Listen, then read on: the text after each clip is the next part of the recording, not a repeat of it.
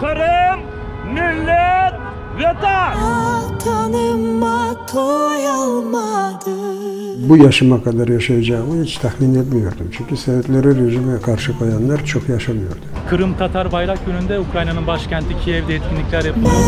Bu yerde yaşamadım.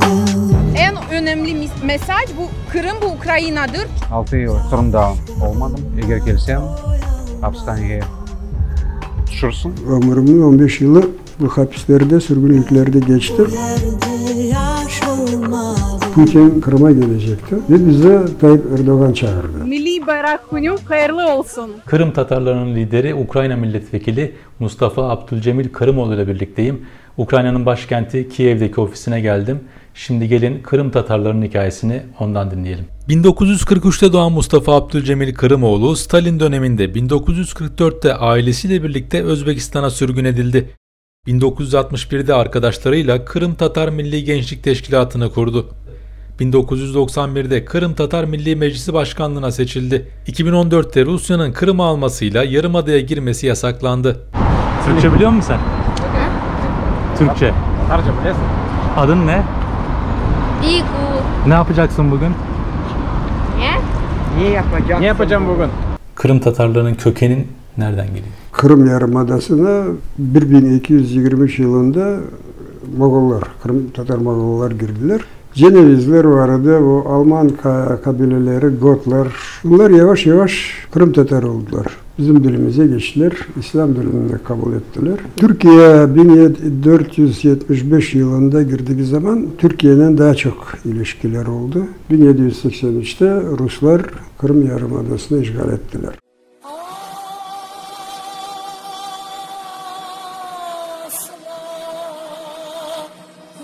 Karadeniz, sesinden ilhamım kele. Sazım inler elimde, gam ve aşk ile. Kırım Tatarları bu baskılar neticesinde büyük çoğunluğu vatanlarını terk etmeye, esas olarak Osmanlı topraklarına göç etmeye mecbur oldular. Şimdiki Türkiye Cumhuriyeti'nde en azından 3 milyon, 5-6 milyona kadar Kırım asıllı Türk vatandaşı var. Kırım'da işte bizim sayımız aşağı yukarı 300 bin civarında. Buyurunuz.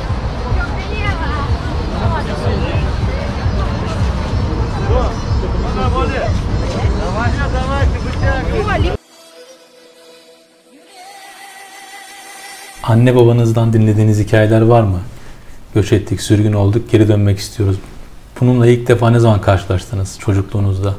Kırım Tatarların o zaman da en büyük eğlenceleri işte birbirlerine misafirlike gidiyorlardı. Ve işte misafirler geldiği zaman hep konuşmalar Kırım hakkında. Biz de çocuklar olarak tabii hep bunları dinliyorduk.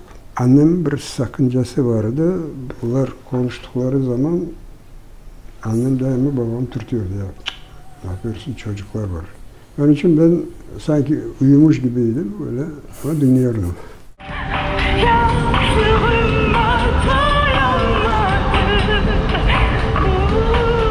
Ми сумуємо за Кримом і обов'язково повернемося.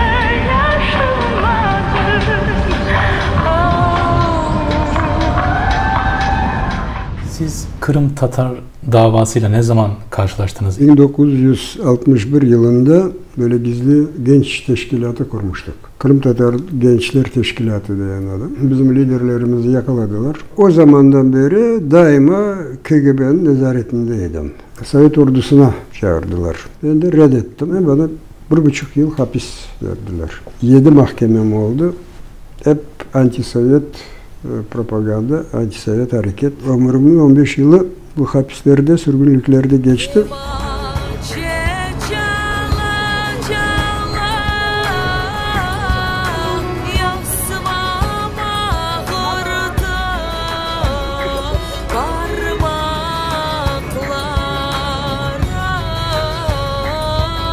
Hayatınızda dönüm noktaları neler? 1965 yılından itibaren sesimizi duyurmaya başardık. 1974 yılında hapisteydim. Protesto olarak açlık grevi ilan etmiştim. Toplam olarak 303 gün açlık grevi. Bu dünyada rekormuş. İşte o zaman Kırım Tatar davası geniş şekilde dünyaya yayıldı demek mümkün. They come to your house, they kill you all and say we're not guilty. Bu davanı başladığımız zaman gözümüzün önünde evet bu ölüm olacağını hesaba alıyorduk tabii ki. Ama nasıl olacak, nerede, ne zaman olacak? Ben aslında bu yaşıma kadar yaşayacağımı hiç tahmin etmiyordum. Çünkü Sovyetleri rejime karşı koyanlar çok yaşamıyordu. Allah'ın emri. 76 yaşına geldim.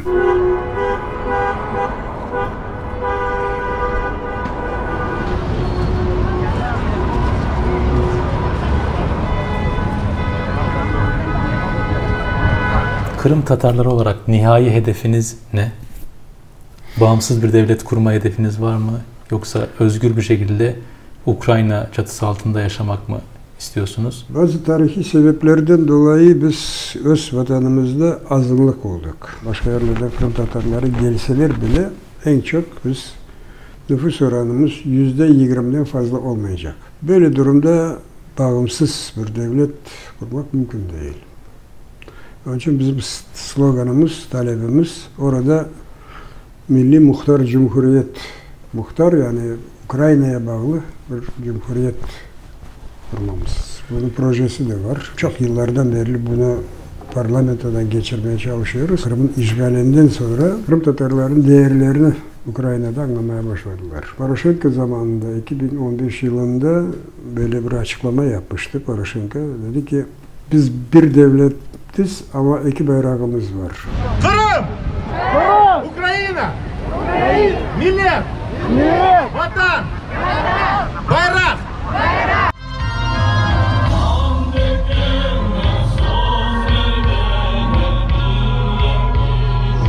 Вже 4 роки я навчаюсь у Києві, і за цей час я ніколи не забувала про свій народ. Gök renginde tarak tangayla yarıştırılmış bir bayrağımız var. Ben aslında Ukraynalıyım ama onlarla çalışıyorum. İşgal bitsin diye buraya çıkıyoruz ve dünyaya bunu bildirmek istiyoruz.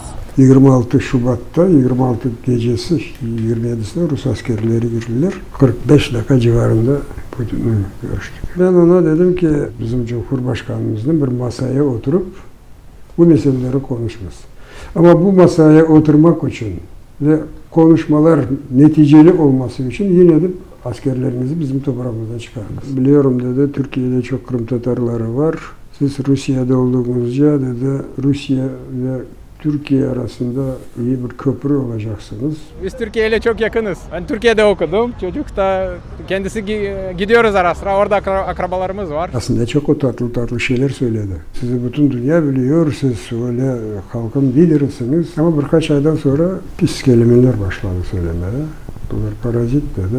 Bana Kırım'a yasak çıkardı. Ben bu yerde yaş olmadım. 2015 yılında Putin Kırım'a gelecekti ve bize Tayyip Erdoğan çağırdı. Putin'le görüşeceğim. Sizin için ne isteyeyim? Ya dedim sorunuz. Ne korkuyorsunuz bu adamın kendi vatanına girmesine? O güldü dedi ki sorarım dedi ama başka bir şekilde. Kim kazandı?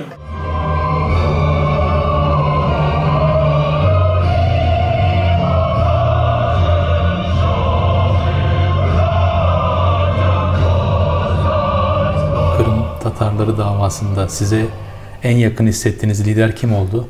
Ve Türkiye'den beklenen desteği aldınız mı bu süreçte? 1992 Şubat ayında ziyaretim olmuştu. Hep liderler öyle sıcaklık gösterdiler. Turgut Özal idi o Cumhurbaşkanı o zaman. Birazdan sonra Süleyman Demirel Cumhurbaşkanı oldu. Onunla çok yakın idik. Daha ölünceye kadar ben onun ziyaret ediyordum. Tanışıyorduk, görüşüyorduk. Recep Tayyip Erdoğan açıkça dedi ki biz bu işgali tanımıyoruz, referandumuzu tanımıyoruz, biz Ukrayna bütünlüğüne destekliyoruz. 2014'te Cumhurbaşkanı Abdullah Gül size Cumhuriyet nişanı verdi. Abdullah Gül bu işgalden önce Kırım'a da gelmişti. Kez Kırım'da görüşmüştük onunla. Aramız çok iyiydi onun. Ama Kırım işgalinden sonra açıklamaları olmadı işgale karşı. Ama böyle hatıramda iyi bir insan olarak kaldı tabii. Ahmet Davutoğlu bize çok yakınlık gösteriyordu. Biz ona da çok minnettarız. Daha işgalden önce de Kırım'a geliyordu.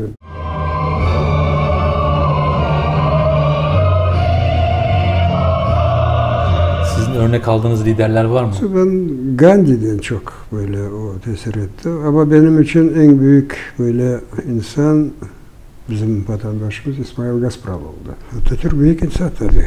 Ama Kırım konusunda liderlerimize çok böyle sıcak bakmadı. Çünkü o zamanlar Ruslarla yakınlaşmak zorundaydı. Elhamdülillah.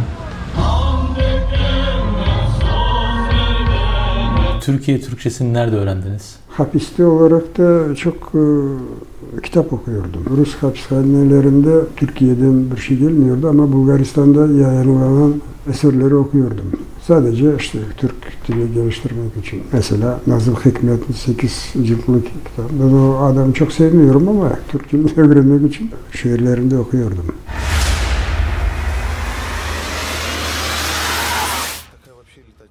Kırım Tatarlarının 1944'teki sürgününü anlatan ilk Kırım filmi Haytarman'ın yönetmeni ve başrol oyuncusuyla Kiev'de buluştum. Yanımda Akdem Şevketoğlu var. Assalamualaikum arkadaşlar.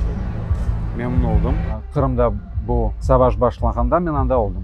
Öz gözümden gördüm nasıl Rusya askerleri kirgendiler Kırım'a. O da benim için yönetmen tarafından böyle bir dramatik sinemanı çıkarmak hem mümkün hem gerek. Hayalimizde böyle içimizde var böyle isteklerimiz beraber sinemanı çıkarmak. Çünkü bizim tarihimiz hem Türk tarihi hem Kırım Tatarı yani Kırımlar tarihi pek yakın. Biz aslında ağa kardeşimiz, kanımız var. Avrupa'da, tüm dünyada yazık ki Kırım'da olan vakalarını böyle çok adamlar bilmiyor. Bütün dünya bilsin ne olganını. İnşallah olur. Allah-u Teala her şeyi koruyor. Eğer bir vasiyet yazsanız şu anda ne dersiniz Kırım halkına ve dünyaya? Biz yarım bir yüzyıl devamında vatanımıza dönmek için mücadele verdik. Vatanımıza döndükten sonra yavaş yavaş böyle hayatımızı kurmaya başladıktan sonra yine bu iş var. Yani mücadelemizi yeniden sıfırdan yine devam etmek zorundayız. Ama eminim ki biz mutlaka Kırım, serbest Kırım'ı göreceğiz. Bu felaketten sonra da halkımızın inşallah geleceği iyi olacaktır. Sovyetler Birliği sonki güne kadar öyle davranıyordu ki sanki daha yüzyıllar devamında iktidarda olacaklar. Ama bir gün geldi, Sovyetler dağıldı. Putin rejimi de inşallah çok sürmeyecektir ve biz neticede serbest olacağız.